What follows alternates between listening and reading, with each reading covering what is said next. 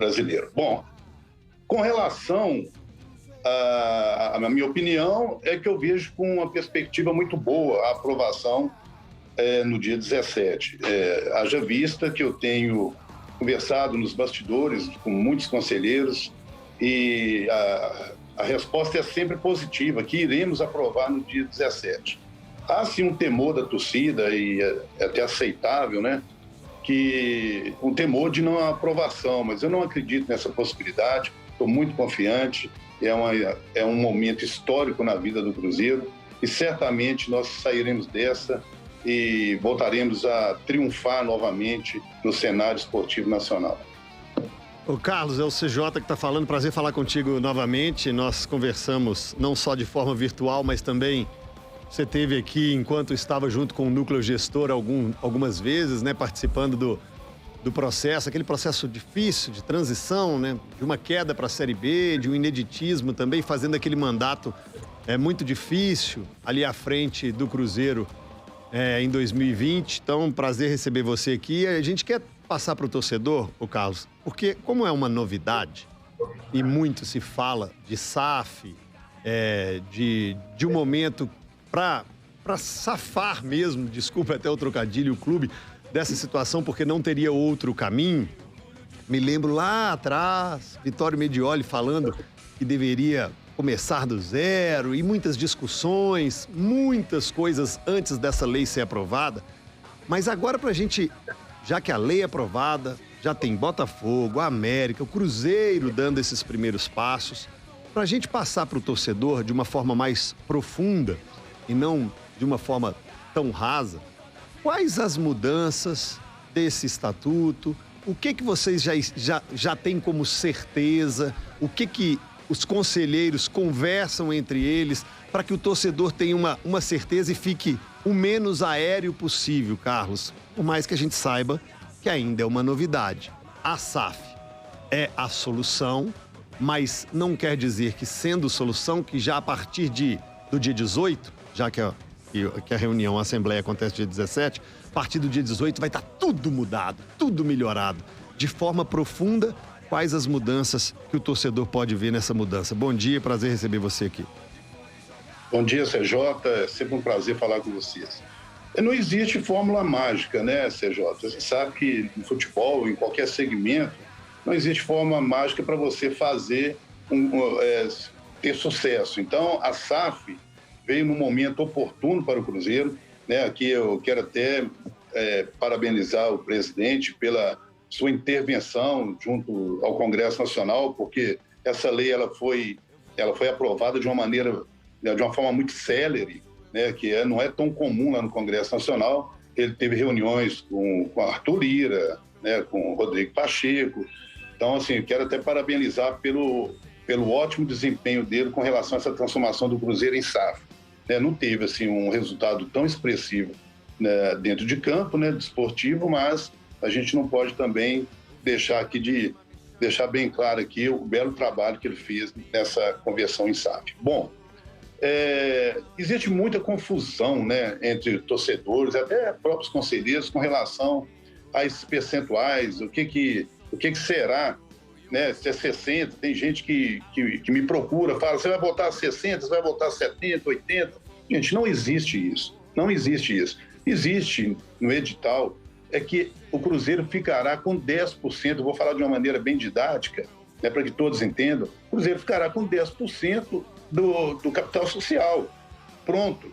Então, quer dizer, uma vez votado no dia 17 e aprovado, é 10% do Cruzeiro e 90% para ser alienado, para ser vendido. Então, não tem esse negócio de 70%, 60%, tira isso está causando confusão no torcedor, no próprio conselheiro. O Cruzeiro vai, sim, nós vamos aprovar, né? Eu tenho absoluta certeza que no dia 17 será aprovado os 90% de alienação. Isso aí é fato.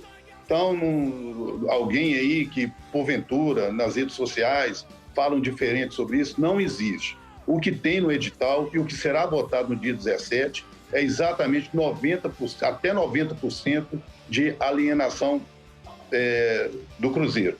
Então, não adianta a gente ficar com com muito, né, como diz aí no ditado, muito mimimi, porque não tem. É isso aí e acabou. E vai ser votado e é novo momento do Cruzeiro, é um momento histórico, né? Eu espero que a torcida, né, já tenha aí uma movimentação da torcida ir para lá e eu espero que a torcida vá mesmo, que cante, que solte foguete, que celebre essa nossa vitória no dia 17. Carlos, Leandro Cabido, prazer falar com você novamente.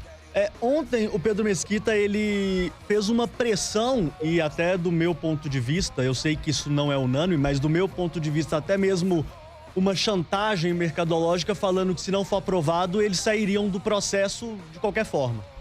Como é que vocês, dentro do conselho, como é que vocês dentro desse processo viram isso? Olha, o Pedro Mesquita é um baita profissional, né? A história dele aí já fala por si. Essa declaração, eu não vou adentrar muito no mérito dela, porque ele é um grande cruzeirense também, mas eu penso por outro lado.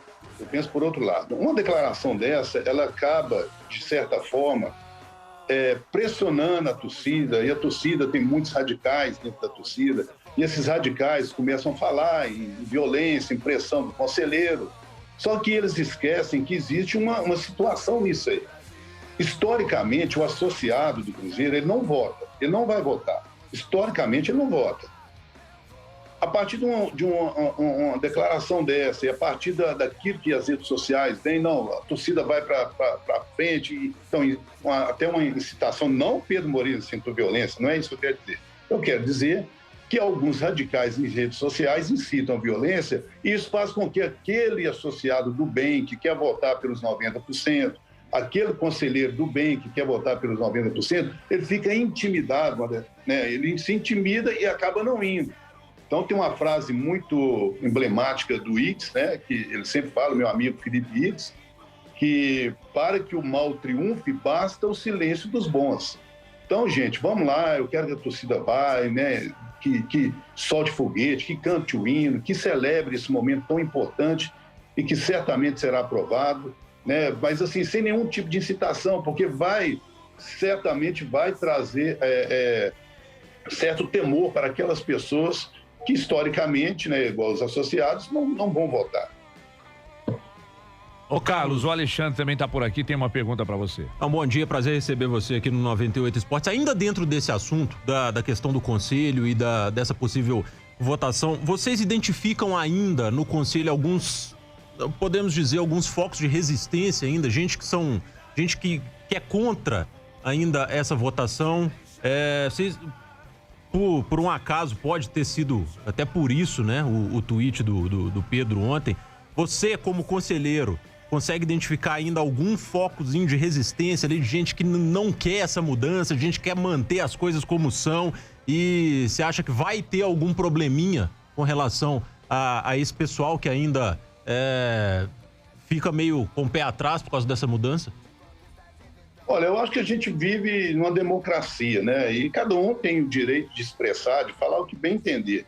Mas esse tipo de conselheiro, essa turma que pensam diferente da maioria, é muito pequena, não vai interferir na aprovação, eu tenho absoluta certeza. E assim, eu volto a frisar que é importante que a torcida incentive os associados aí, que incentive os conselheiros de bem aí, para que votem a favor. Essa minoria, certamente, ela não vai ter nenhum efeito na votação no dia 17 e nós sairemos de lá vitoriosos, né? O Cruzeiro sairá vitorioso mais uma vez.